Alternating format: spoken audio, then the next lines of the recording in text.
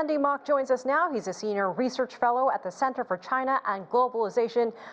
Andy, BYD, popular and now has global recognition, as we just heard, but we're also hearing about a new brand called Zeekr. Their shares jumped by more than a third in their New York Stock Exchange debut just last Friday, and the biggest U.S. listing by a Chinese company in 3 years. So we're seeing all of this. What is the appeal with these Chinese EV companies?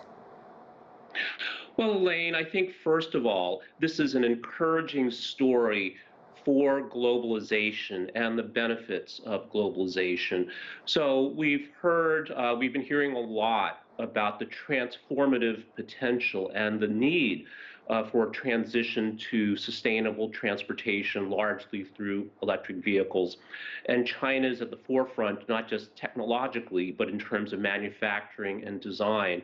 So this is a story of globalization because American investors, from institutional investors, pension funds to retail investors, can now participate in this megatrend growth of electric vehicles. And it's also important to point out that Zeekr is a brand and a subsidiary of Geely Auto, which is a global auto company that started in China as a refrigerator parts manufacturer.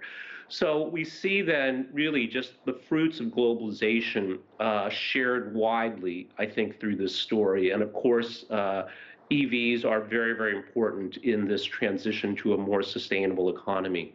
And we're seeing more and more new Chinese EV startups in what seems like a shorter amount of time. What has led to, the success and people putting trust in those new brands?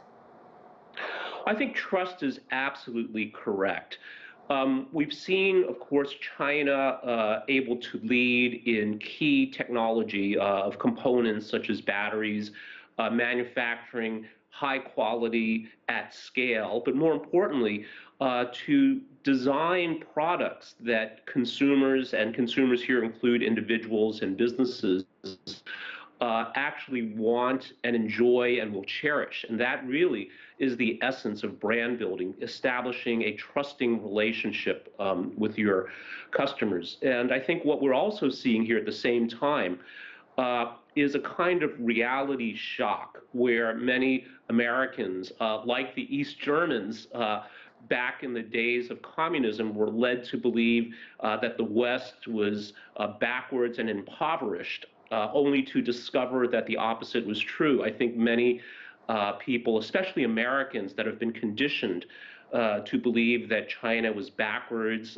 technologically weak, are seeing the truth with their own eyes. And this will be, I think, very transformational. And do you think we'll see, we're beginning to see Chinese partnerships with foreign car companies. Will that become more commonplace because some of these foreign companies obviously want to be part of the Chinese market? And then a second question to that, I got to ask you about the U.S. tariffs that were announced this week and what impact that will have on China's EV industry. Well, I think this certainly puts American auto manufacturers in a very, very difficult situation. Clearly, the most important component of an electric vehicle is the battery, and Chinese companies, CATL in particular, are the technology leader. They're also pushing the frontiers of technology. So clearly, it would be in the interest of American auto companies all around the world, the European ones as well, to partner with companies like CATL. And of course, we've seen, unfortunately, political opposition in the U.S. To this. I think we also see in other markets, as we just heard in Mexico, where American companies like Ford have long dominated the pickup truck segment, now seeing competition from Chinese companies like BYD. So certainly this kind of horizontal partnership also makes a lot of sense. And I think that certainly in the best interest of American auto companies, their management, their employees, and their shareholders, having the ability to work with Chinese partners in an unfettered way where politics does not distort their ability to deliver value for their key stakeholders is very, very important. And of course, this remains to be seen, especially in this presidential election season in the United States, whether that this in fact can be allowed to happen.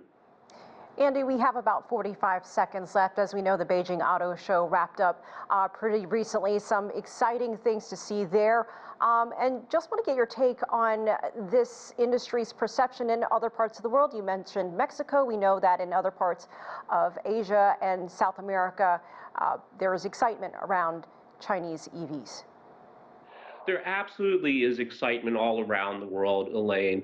And I think what we're seeing here again is reality meets outdated expectations in some parts of the world, in particular the English-speaking world.